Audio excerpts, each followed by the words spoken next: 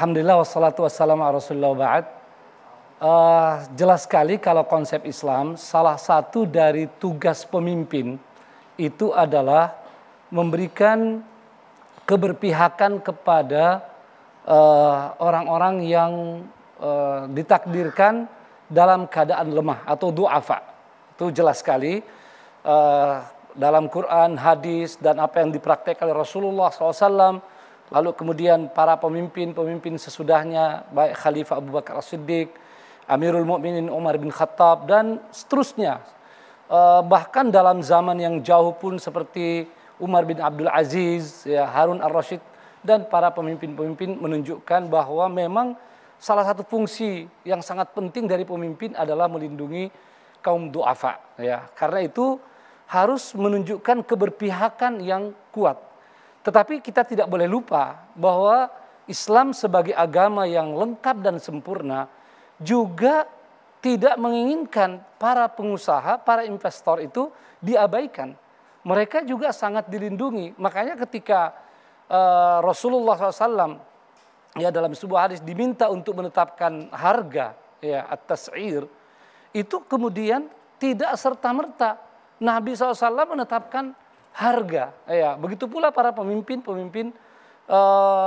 berikutnya. Artinya para pengusaha ini tentu harus diberikan keleluasaan di dalam mengatur usaha mereka, ya, perniagaan mereka.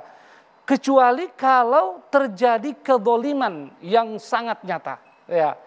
Jadi ketimpangan yang luar biasa di dalam bisnis itu, maka memang harus ada intervensi dari pemerintah dalam tanda petik, ya, dari pemimpin agar bisa menjaga kestabilan dan kemaslahatan bersama.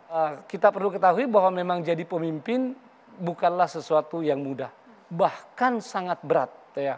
Jelas sekali dalam konsep Islam, ya, seorang jadi pemimpin itu luar biasa.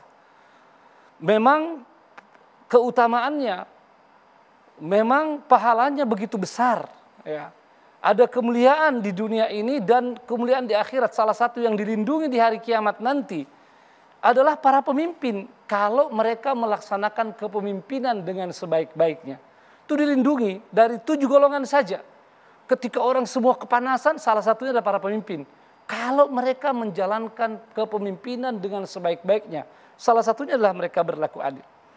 Karena itu para pemimpin, ya, dalam konsep Islam harus bersungguh-sungguh.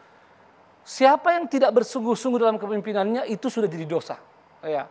Jadi tidak bersungguh-sungguh saya jadi dosa. Bagaimana kalau terang-terangan kemudian melanggar atau kemudian tidak memperhatikan rakyatnya. Makanya selain bersungguh-sungguh, para pemimpin harus banyak berdoa kepada Yang Maha Kuasa.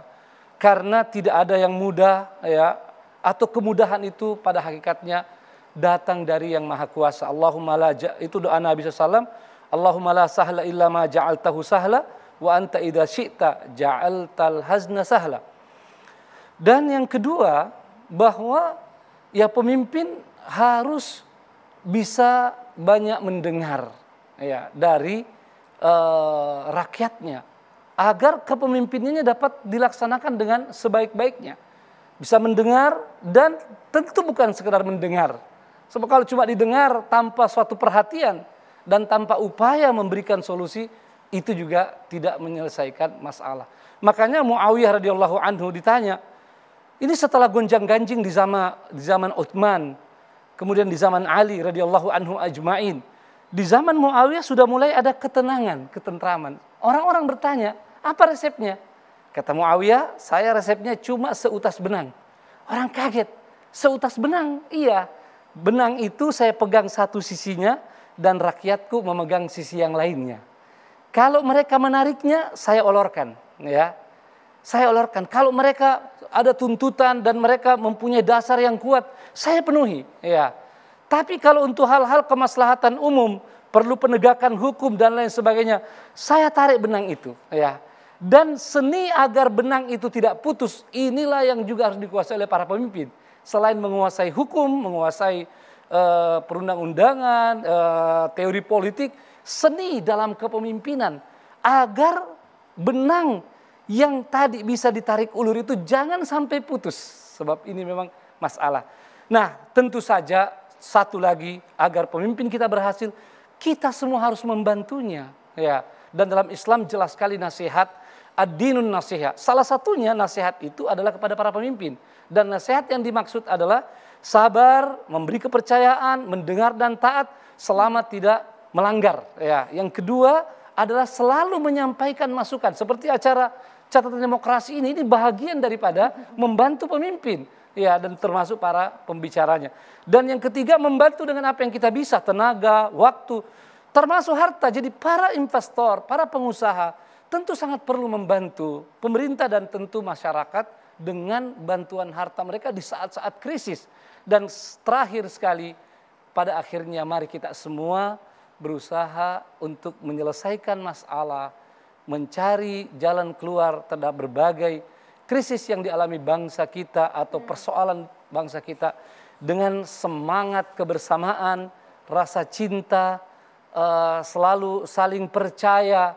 Di samping kita tentu harus selalu saling mengingatkan dengan kuat, dan para pemimpin kita diharapkan menjadi contoh terdepan untuk sabar, lapang mendengar, termasuk mengelola perbedaan dan menghadapi para aktivis. Ya, selama mereka tidak melanggar hukum, berilah kesempatan, karena aktivis itu akan memberikan banyak masukan.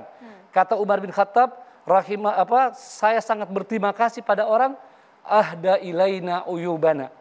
Ya, aku mau berdoa dirahmati Allah orang yang menyampaikan kekeliruan-kekeliruan saya. Ya, tapi kalau mereka melanggar hukum, silahkan ditegakkan.